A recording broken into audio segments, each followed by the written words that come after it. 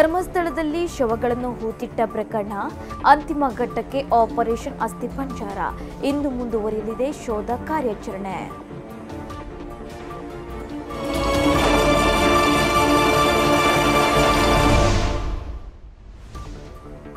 ನಾಳೆಯಿಂದ ಸಾರಿಗೆ ನೌಕರರ ಮುಷ್ಕರ ಬಂದ್ ಆಗುತ್ತಾ ಬಿಎಂಟಿಸಿ ಕೆಎಸ್ಆರ್ಟಿಸಿ ಬಸ್ ಸಂಚಾರ.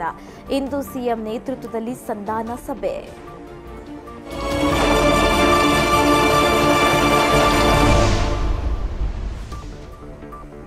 ಆಗಸ್ಟ್ 10ಕ್ಕೆ ಯೆಲ್ಲೋ ಮೆಟ್ರೋ ಉದ್ಘಾಟನೆ. ಐಟಿ ಹಬ್ ಎಲೆಕ್ಟ್ರಾನಿಕ್ ಸಿಟಿಗೆ ಕೊನೆಗೂ ಮೆಟ್ರೋ. 25 ನಿಮಿಷಕ್ಕೊಂದು ರೈಲು ಸಂಚಾರ.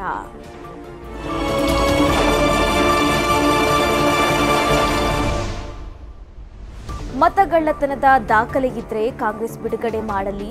ಸಾಂವಿಧಾನಿಕ ಸಂಸ್ಥೆ ಮೇಲೆ ಆರೋಪ ಮಾಡುವುದು ಸರಿಯಲ್ಲ. ಮಾಜಿ ಮುಖ್ಯಮಂತ್ರಿ ಬಸವರಾಜ ಬೊಮ್ಮಾಯಿ ಕಿಡಿ.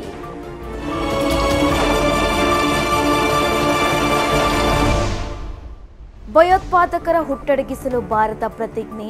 ಕಾಶ್ಮೀರದಲ್ಲಿ ಮುಂದುವರಿದ ಆಪರೇಷನ್ ಅಕಾಲ್ ಕಾರ್ಯಾಚರಣೆ. 5 ಉಗ್ರರನ್ನು ಹೊಡೆದು ಉರುಳಿಸಿದ ಸೇನೆ.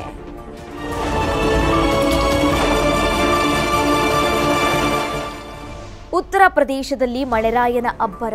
ಮನೆಗಳಲ್ಲಿ ನೀರು ನುಗ್ಗಿ ಜನರ ಪರದಾಟ.